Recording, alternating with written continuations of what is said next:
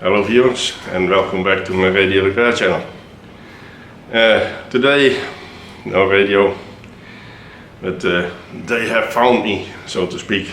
They know that I like repairing broken stuff, and so there it is.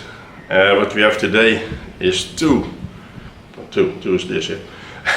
two electric motorcycles, yes, and one of them is even a trike. Yeah, believe it or not, so they're both not working. And they asked me to have a look at it, of course. The trike is a smaller one, so that's what I managed to get upstairs. And as you guessed it, of course, yes, I'm not real motorcycles, these are kids' toys. Yeah, this is the one with the two wheels in the back, so it's a trike.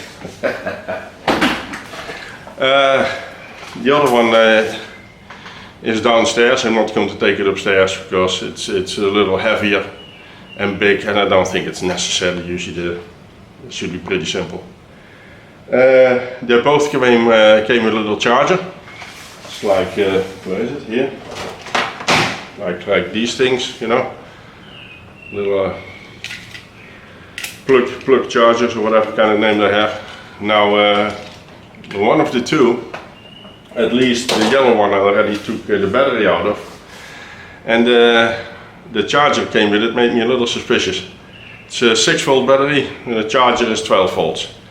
Now that doesn't mean much, of course. Usually internally it'll have a circuit that is for charging the battery, but from 12 volts to 6 volts you're better off using a little bit lower voltage charger, in my opinion, but of course I do not know. So I had the battery taken out of the little one already, just for checking. Here it is. See, this is a little 6 volt. Now I don't know if the camera shows it, but it's bulged out on almost, well, on every side. So I really think this battery has it behind it. So I just have to order another one for it. They're inexpensive over here, strangely enough. I can get one for a little less than 50,000 rupiah, which is about €3.50. That's cheap for this is a lead acid battery, by the way. So alright, well that's at least one step, and then we see what, well, before I order it I'll just put my power supply on the leads and see if the thing is actually doing anything. It needs some other repair. From the other one, the blue one, like I said, I only removed the battery, and I took that upstairs as well. Here it is, it's a different type but also 6 volts. Yeah, I don't know anything about it yet. I would have to put the multimeter on it to see if there's any voltage at all, and then see if I can charge it separately with a 6 volt lead acid battery charger, which I happen to have. Yeah. Alright, well, let's get to it. Now here's the other one. I just removed the battery. That's, here it is. I'm not going to take this one to the hobby room. It's a little bit big and heavy, and I have to carry it up the stairs, so it's not necessary, I think. I will take the battery upstairs just for testing. So I don't have a multimeter over here, so I will take this thing, the battery upstairs, and see what the status of that. I don't know, I think it's probably also in a bad condition, but you don't know that for sure, so we have to, and then see if I can get this one going as well. Well, here we have the battery and the multimeter next to each other. I'll put the red lead on the positive and the black one on the negative and see what we get. 0.27. Well, I think it's discharged a little bit too much, so that might also be the reason why it's not working. Yeah, well, I don't think it's gonna take a charge, but you know what, we're gonna try it anyway. And then first thing we need to do, I think, is to see if we can get 2 new batteries. But like I said, I would like to test these things before I buy anything. So yeah, let's see. So here it is. Let me see if I can get these wires connected to it. Temporary. This is my power supply. See if it does anything at all. Forward. There's a pedal here. Yeah, it's not even doing anything. There's, maybe I'm doing something wrong, I don't know. There is a fuse inside this thing. See if that is there's anything. Can't see that. I have to get my glasses.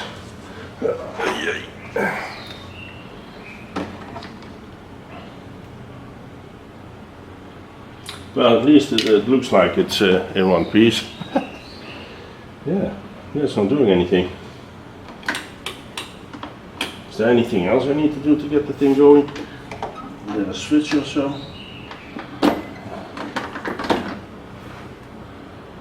Oh, no, I don't see anything.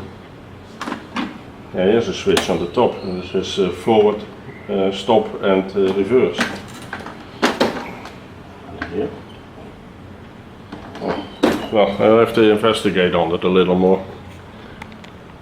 Well, after fiddling with it a little bit, I found out that it also probably needs some lubrication, but it is going now. There's only one wheel spinning. Of course, it doesn't have a differential. That would have been too expensive, I think, for a kid's toy.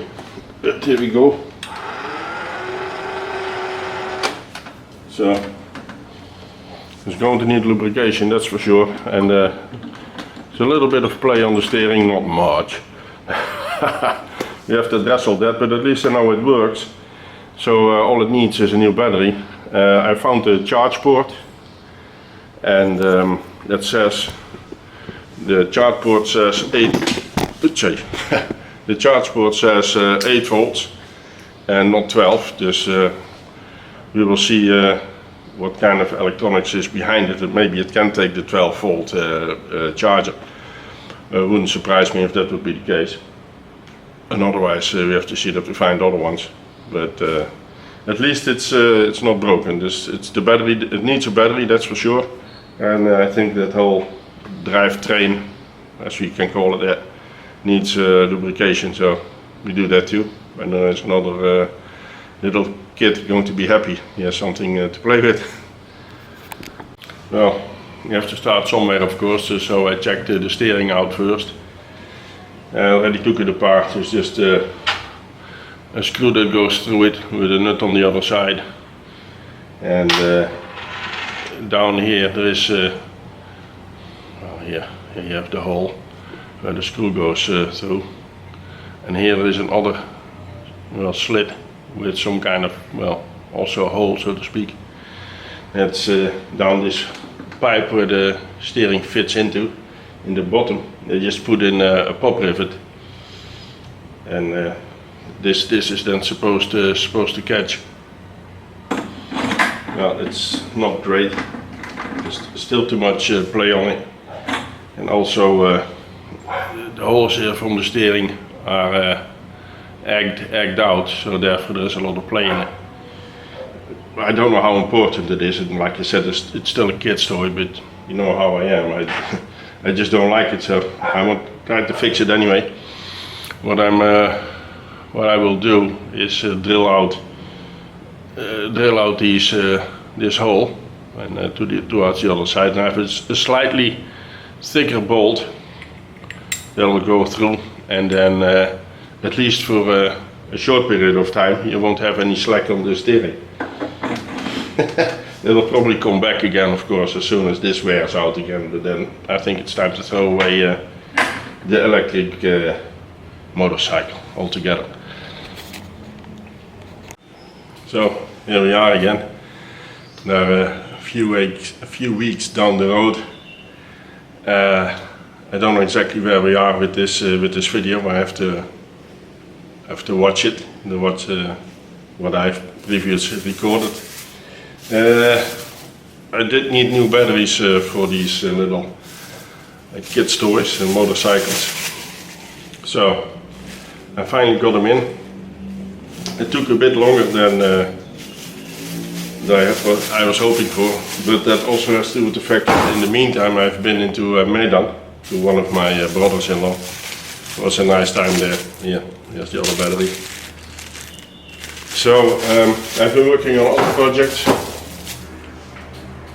In the meantime, maybe you can see something of it. Here is my label maker from Brother that only worked on batteries. If you would put an external power supply to it, it wouldn't work. So I opened up to see what was wrong. That's a story by itself. It's unbelievable.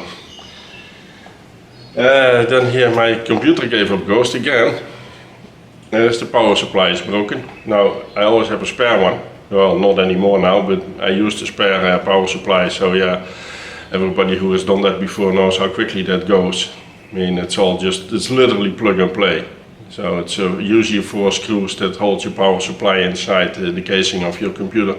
You take that out, you unplug all the wires, put the new one in, plug all the wires back in, and that's basically it. Very simple. Point is, I don't have a new power supply, so I don't have a spare one anymore, so I tried to fix this one. I think I found what was wrong with this, because I actually already managed to get it to go again. As you know, your computer, if you switch it on, you have if you still have a personal computer like me, it's usually a push button that only gives a short signal to the power supply, and then the power supply switches on. You can mimic that. I mean, I actually have a little plug with only 2 pins in. If you click that on here, you can actually already switch the power supply on. Well, that didn't work, but internally where that microchip is, that actually checks that. If I connect it there, then the power supply switches on, all the voltages are there. So it's not something really majorly wrong with it, but you only need to get the parts, of course. That's it, what I'm going to do. I'm going to put these 2 new batteries under charge. It's always good to do that first. Now I have an old battery charger. There's also one that I actually brought from the Netherlands. It's not the only one I brought, but the reason I did that is because it still has a little switch that you can choose between 6 or 12 volts. Lots of new car battery chargers only charge for 12 volt batteries, and there is no switch on them anymore, so therefore this is handy. I do have another one that's also switchable, 6 or 12 volts. This one I will give to my cousin. That's the little electric motorcycles belong to his children. They play with it. Right, so I will give this to my cousin too. I think it's better that he uses this thing for charging the batteries, because this is actually made for charging batteries. And instead of the power supplies that came with the mopeds or for the motorcycles, because they just produce too much voltage. I don't think it's a good idea to charge a 12 volt lead acid battery, because that's what these are, you know, with 12 volts. Now of course, as soon as you wire up the battery to a 12 volt tiny adapter, because that's what it is, the voltage will come down of course, but still, that's not a good way of doing it. So I will just explain that to him. He will understand. He's handy too up until a certain level, but he will understand how to operate this, and that he actually can charge the batteries in a good way instead of using these adapters. What I think is initially been the cause that those batteries pretty much blew up. As you can remember, I'll go get it. So, hang on.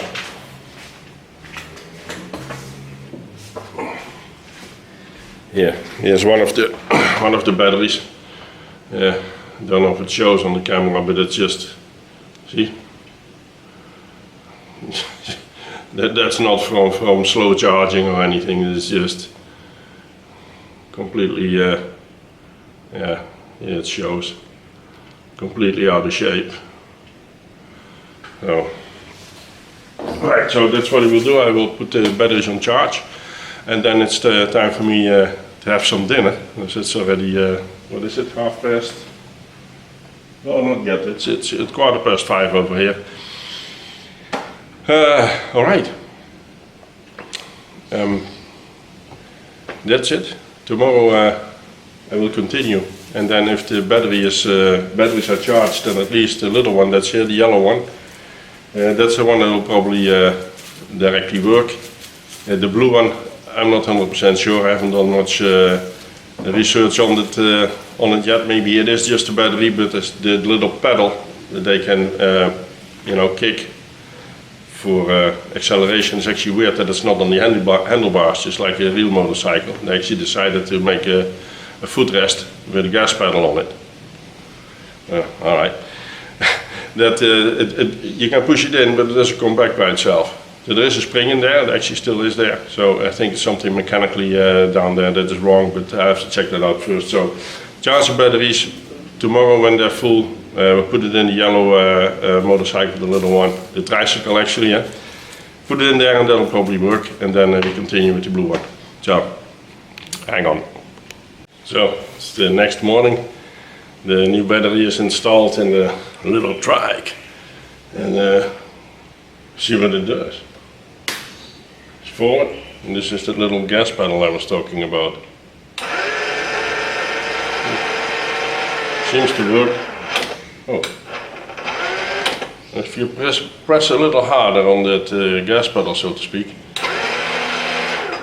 it stops. That cannot be. Let's see if it does the same thing if we reverse.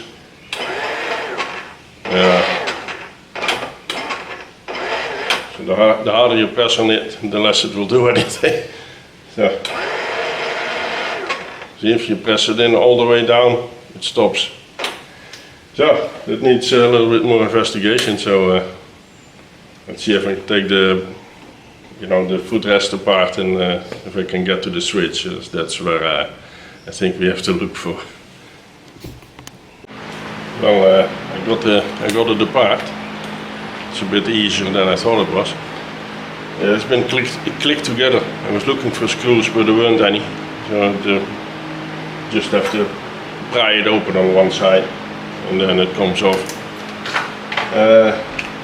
This is actually the pedal itself. If you remove that, there's just a switch underneath. Yeah. Nothing special about it, 3 wires on it.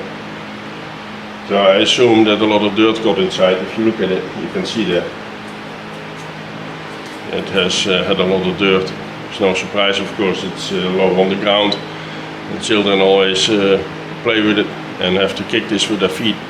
So whatever comes from their feet or from their slippers or shoes, it will find its way inside the switch. So I just think it's a little dirt. So see if I can take it apart a little further. And then shoot some cleaner in it and see what so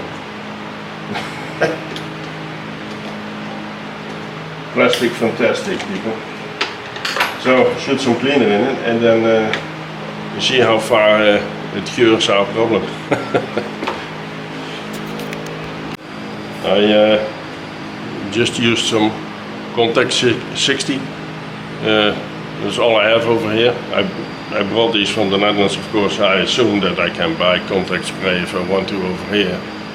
But this is my own stash. I already had this. So instead of leaving it behind, I might as well, throw it in a box with other stuff and take it with me. Although, I believe they actually don't want you to take any spray tins with you here. Even on a boat.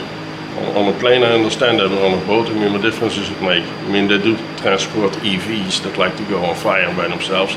That doesn't seem to be a problem, but bring one spray can and, well, forget it. So I sprayed some of this cleaner in the switch, and that must have done the trick. As you see, it works now.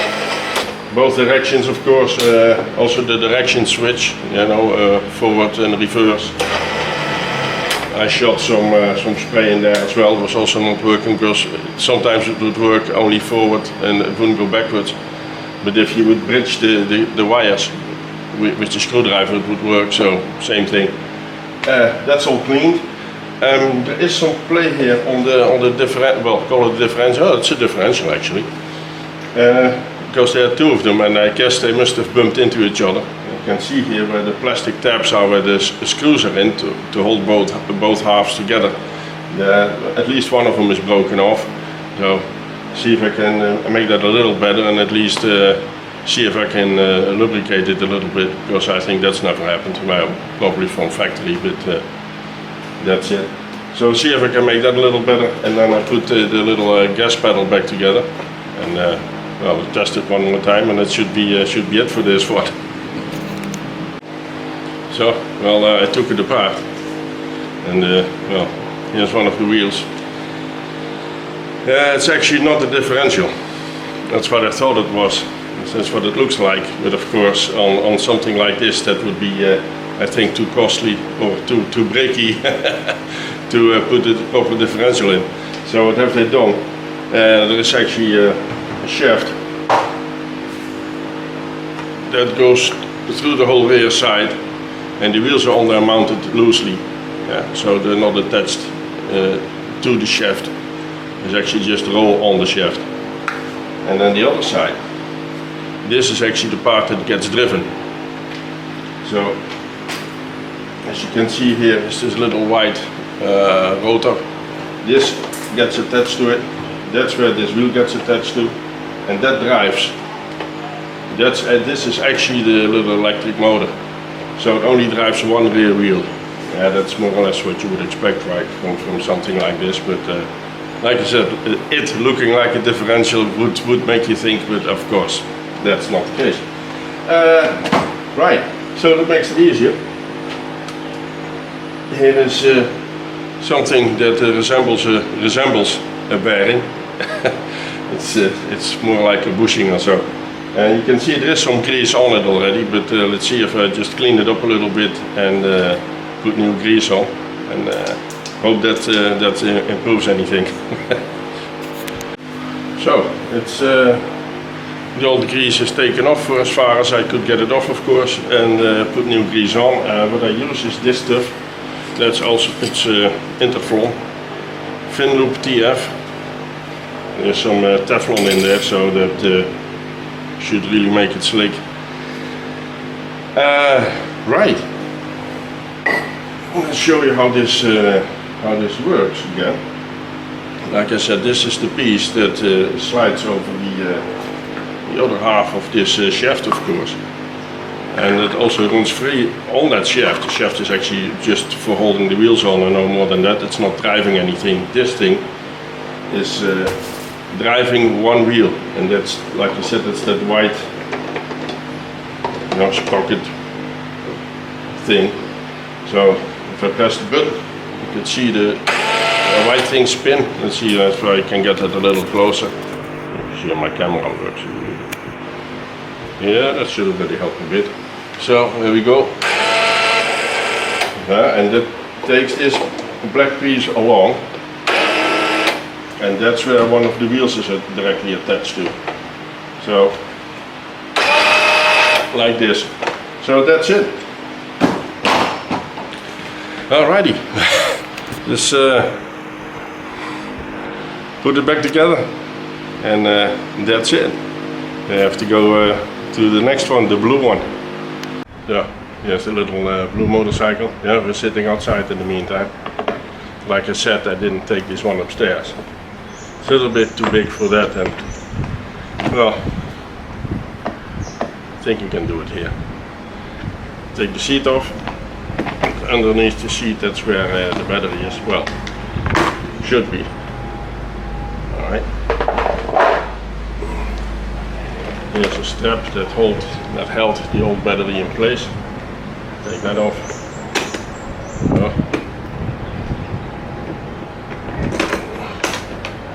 Alright. So, here it is, brand new battery.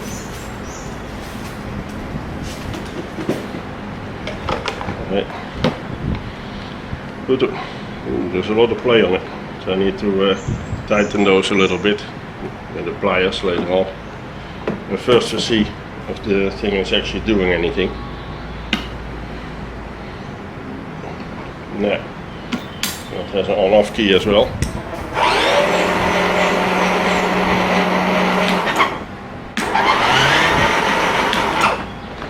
Yeah, as you can hear, it is working, but like I already thought, the gas pedal is stuck.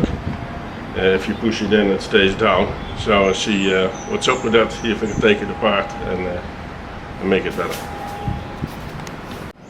So I found the problem with the gas pedal. As you can see, this is a potentiometer with a sprocket, and then on the inside of that gas pedal you find also some teeth. So the idea is, if you push your gas pedal down, that those teeth grab onto the sprocket and turn the potentiometer. That's the idea. Of course there's a piece broken off of it. And that's also one of the reasons that it doesn't work. Now it looks like it's been glued together once already by someone. Gluing it back together again is not a good idea, because we already know what the result is going to be. It's going to break off again. So I would have to come up with something else. I don't think I have these sprockets. Maybe I do have something similar to that. Maybe I have some, maybe I don't, and otherwise I just have to figure out something else. I really don't think it needs a potentiometer. You know what these children do? They will push the gas pedal in all the way anyway. So why does it need this adjustment for be able to drive slow? I don't think they would ever do that. So replacing this with a micro switch is maybe a better option. Well, here we are back in the hobby room. I've been going through my stash of stuff, so to speak. And well, I found sprockets. Yeah, tiny ones. So you could say, oh well, let's replace that plastic broken sprocket there. No. Which I have here. I managed to get the other half off of the potentiometer, and there it is. So you know what, go through my stash, see what I can find, and sure enough I found these two sprockets. But sure enough, one is too big and the other one is too small. Of course. This has 10 teeth, the small one I have here has 8, and a little bit bigger one has 12. So, useless. Right.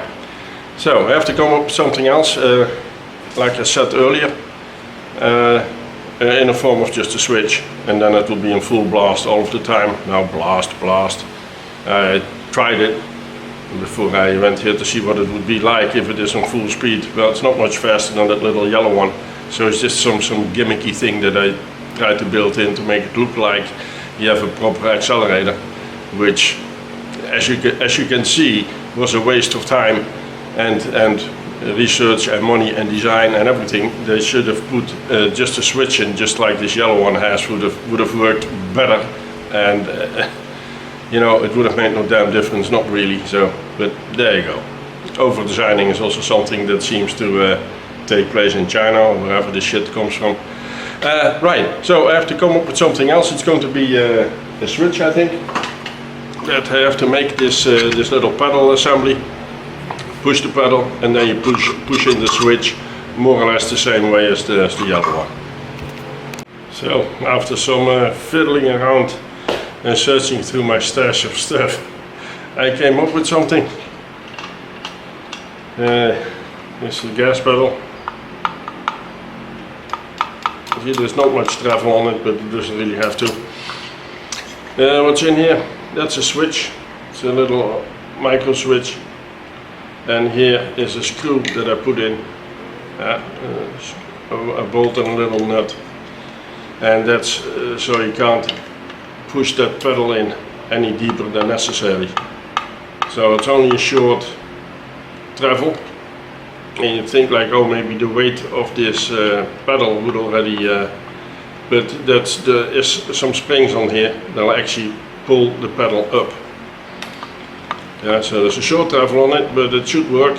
It's just on off, that's it, and that'll. I will try this to replace it, and well, hopefully it works. So I assembled the blue one it's been put together. The whole actually footrest, including that gas pedal. I made some alterations to it. It's been put back together, and I just tested it, and it works. So let's have a look. Yeah, here it is. Let's test it. Key on, forward, press the gas pedal. Well, the gas pedal is here. I still find it weird. Yeah, reverse. Alright, well, we made it work. So what we're gonna do? Well, that's it. It goes back to the children, so they will have something to play again. And then, well, tonight it's beer tasting again. This time I have the one with the red label. So in the previous video I had this Prost beer, which with the blue label, which is the lager, and the one with the red label is the Pilsner. So I managed to get hold of the one with the red labels, so the Pilsner, so to speak, and that's what we're gonna test tonight. See you then. Well, good evening. Here we are. Time flies, eh? As you see how fast it got evening.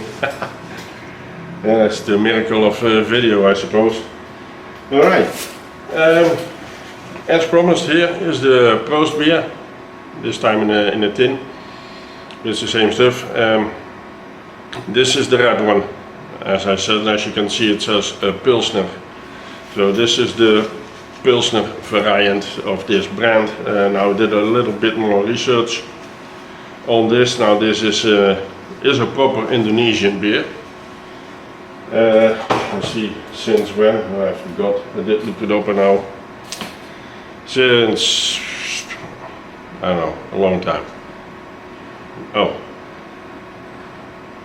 Inspired by the famous Czech brews of 1842. But this beer is since 1948, so it's not exactly new. It's on the market for quite a long time, so it seems. Alright, let's give it a try.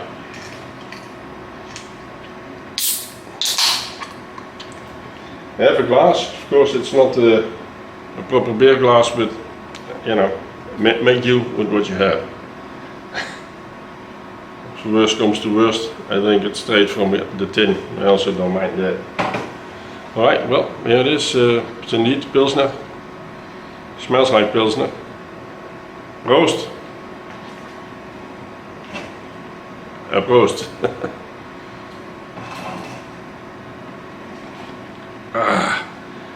Oh, a nice cold beer on a hot day. What do we have? 31. The sun is already down, but it's 31 degrees Celsius here. I must say, now, it's nice. It's cold, it's nice. It's beer. But I do like the one with the blue labels, so the lager variant of this Prost beer better. Yeah, this is okay, of course. I'm not going to flush it down the sink. Don't worry about that. I will definitely drink this. But I like the lager beer better. So there you go. This is it. Two little electric motorcycles, both fixed. They haven't come to collect it yet, but it will be somewhere next week. So that's okay. I hope you enjoyed watching it. I hope you enjoyed me yapping. Which I'm still very good at. And well, if you have any questions or remarks, comments or anything at all, put them in the comments down below. Thank you very much for watching, and hope to see you next time.